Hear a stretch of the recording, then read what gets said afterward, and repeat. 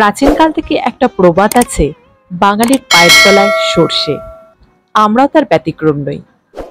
যখন যেখানে পারি ঘুরে বেড়ানোটা আমাদের একরকম নেশা, কখনো দূরে তো কখনো কাছে। সেই রকমই এক ছুটির বিকেলে হঠাৎ করে চলে গিয়েছিলাম জলপাইগুড়ি জেলার ময়নাগুড়ি ব্লকের জল্পেশ্বর শিব মন্দিরে। মন্দিরের প্রবেশপথের মূল তোরণের সামনে গাড়ি এসে দাঁড়ালো। আগেও এখানে অনেকবার এসেছি, তবে কয়েকদিন আগেই নিউজ পেপারে দেখেছিলাম এখানে স্কাইওয়াক চালু হয়েছে। ঠিক বুঝতে পারছিলাম না স্কাইওয়াকটা কোথা থেকে কোথায় যাবে। একরকম বলতে পারেন স্কাইওয়াক দেখার জন্যই আজকে এসেছি জল্পেশ মন্দিরে। সেই সঙ্গে ভোলে বাবার দর্শন তো আছেই। আসলে জল্পেশ মন্দিরটা জল্পেশ বাজারের মাঝখানে অবস্থিত। মন্দিরের গেটের ঠিক বাইরে থেকেই বাজার বসে। এখানে কোথায় স্কাইওয়াক সেটা ঠিক আন্দাজ করতে পারছিলাম না, আর গেটের বাইরে দাঁড়িয়েও কোথাও স্কাইওয়াক দেখতে পাচ্ছিলাম না। চলুন এবার ভেতরেই যাওয়া যাক। মন্দির চত্বরে প্রবেশ করার পর হলো রহস্য উদ্ঘাটন। মন্দির চত্বরে ঢোকার পর বাঁ দিক থেকে সিঁড়ি উঠে গেছে স্কাইওয়াকের দিকে, আর কিছুটা দূর গিয়েই সেই সিঁড়িটা গিয়ে নেমেছে মন্দিরের ঠিক গেটের সামনে। শ্রাবণী মেলার সময় বা শিবরাত্রির সময় যখন প্রচুর ভিড় হবে, সেই ভিড় ম্যানেজ করার জন্যই নাকি এই ছোট্ট স্কাইওয়াকটা তৈরি হয়েছে।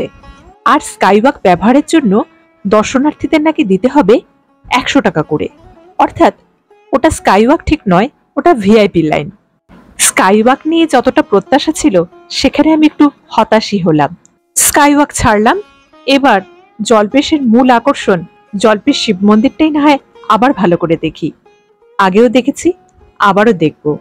এই জায়গাটায় একটা বড় অশোক গাছ ছিল, হয়তো উন্নয়নের ঠেলায় সেটা কাটা পড়েছে। ছোট একটা গাছ আছে এখন এবং চারদিকটা ঘিরে দেওয়া হয়েছে।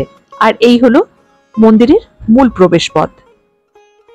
মন্দিরের ভিতরে যদিও ফটোগ্রাফি অ্যালাউড নয়, সেই জন্য পুজো বা অন্য কিছু আমি দেখালাম না।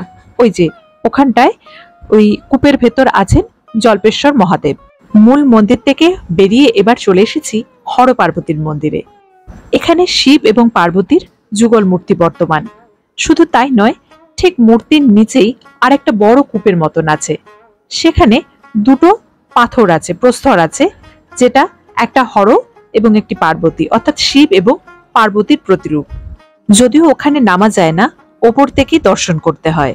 শিবরাত্রির সময় কিংবা শ্রাবণ মাসে এলে প্রচুর ভিড় থাকায় এই মন্দিরগুলো ঠিক ভালো করে দর্শন করা যায় না। আজ আমরা যখন এসেছি একদম ফাঁকা ছিল মন্দির, তাই জন্য খুব ভালোভাবে সবটা ঘুরে ঘুরে দেখতে পারলাম। মূল মন্দিরে যে রাস্তা দিয়ে ঢুকেছিলাম তার ঠিক পেছন দিক দিয়ে, অর্থাৎ উল্টো দিকের রাস্তা দিয়ে বেরিয়ে চলে এসেছি আমরা। আর এই দিকেই একটা পুকুর আছে, এটাকে দুধ পুকুর বলা হয়। ওই শ্রাবণ মাসে বা শিবরাত্রির সময় যারা আসেন পুজো দিতে, তারা ওই পুকুরে স্নান করে তবে যান পুজো দিতে।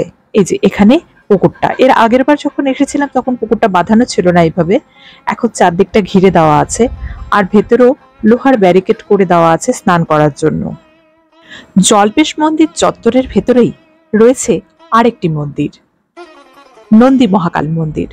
মূল মন্দিরের মতো এই মন্দিরটাও মাটির থেকে বেশ অনেকটা নিচে অবস্থিত।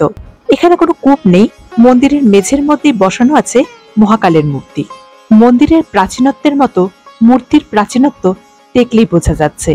কালো কোষ্ঠী পাথরের বেশ পুরনো মূর্তি, আর এই মন্দিরের ভেতরটায় অদ্ভুত একটা শান্তি।